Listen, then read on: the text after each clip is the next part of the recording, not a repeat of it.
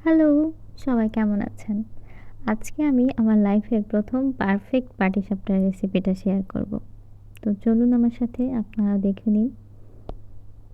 ১ম এই আমি চাল ভিজিয়ে রেখেছিলাম। আমার কাছে চালের গুঁড়া ছিল না এজন্য। চাল আমি 24 আওয়ার্স ভিজিয়ে রেখেছি। তারপরে আমি এভাবে গুঁড়া করে নিয়েছিলাম। আপনারা চালের গুঁড়া দিয়েই বানাবেন। চালের গুঁড়াতেই বেশি ভালো হয়। এরপর আমি এখানে ২ টেবিল চামচ ময়দা অ্যাড করে দিয়েছি। ময়দা অ্যাড করার পরে এটাকে ভালোভাবে মিশিয়ে নেবেন যেন দানা দানা না থাকে। এরপর আমি এখানে দুধ ব্যবহার করছি। আমি এখানে ইউএসটি মিল্কটা ইউজ করছি। তারপর ২ টেবিল চামচ চিনি দিব। চিনি দেওয়ার পর এটাকে ভালোভাবে মিশিয়ে নেব যেন চিনির কোনো দানা পার্ট না থাকে। এরপর আমরা পুর বানিয়ে নেব। কড়াইতে ঘি গরম করে নেব। এখানে আমি ২ টেবিল চামচ ঘি ব্যবহার করেছি। তারপরে সুজি দিব। আমার কাছে অনেক বেশি নারকেল নেই, এজন্য আমি পুরটা সুজি দিয়েই বানাবো। আপনারা চাইলে পুরাপুরি নারকেল দিয়েও বানাতে পারেন। সুজিটা প্রথমে ভেজে নেব ভালো করে। তারপরে দুধ অ্যাড করে দেব। আমি এখানে ইউএসটি মিল্ক দিয়েই মেইনলি রান্নাটা করব। পাটিসাপটার পুরের ক্ষেত্রে আমি খেজুরের গুড় ব্যবহার করব চিনির বদলে। আপনারা চিনিও দিতে পারেন। এই পর্যায়ে নারকেল দিয়ে দেব।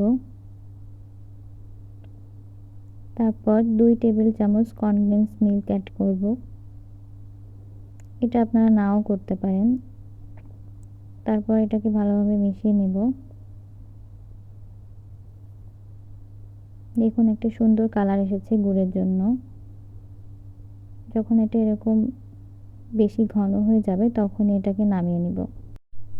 এই পর্যায়ে ঘি ব্রাশ করার জন্য আমি বেগুনের মাথাটা ব্যবহার করব। এটা দিয়ে খুব সহজেই ঘি ব্রাশ করা যায়। আমি এখানে ঘিটা ব্রাশ করে নেব। তারপর চালের গুঁড়াটা আলতো করে দিয়ে দিব। এরপর ফ্রাইং প্যানটাকে ঘুরিয়ে ঘুরিয়ে নেব যাতে সব জায়গায় সমানভাবে ছড়িয়ে যায়। কিছুক্ষণ ওয়েট করব। তারপর পুরটা দিয়ে দিব। পুরটা ঠিক মাঝ বরাবর দিব, একটু লম্বা করে দিব। তারপর আস্তে করে পাশ থেকে তুলে ভাঁজ করে দেব। প্রথমে একটা ভাঁজ, দেন উল্টিয়ে একটু চেপে নেব। এ পর্যায়ে এটাকে তুলে নেব। দেখুন পাটিসাপটাটা কত সুন্দর হয়েছে। আবারও একটা বানিয়ে নেব। একইভাবে আরেকটা বানিয়ে নেব। পাটিসাপটার মিশ্রণটা যত বেশি পাতলা দেবেন তত বেশি খেতে মজা হবে। এটাও আলতো করে তুলে নেব। এটার কালার একটু অন্যরকম এসেছে। এটা অনেক কিউট দেখতে হয়েছে। চলুন সাজিয়ে নিই। তো এটা হচ্ছে আমার পাটিসাপটার ফাইনাল লুক। আপনাদের কেমন লাগলো কমেন্ট করে জানাবেন। আর ভালো লাগলে আপনারা নিজেরাও ট্রাই করবেন। ভিডিওটি দেখার জন্য অসংখ্য ধন্যবাদ। Thank you.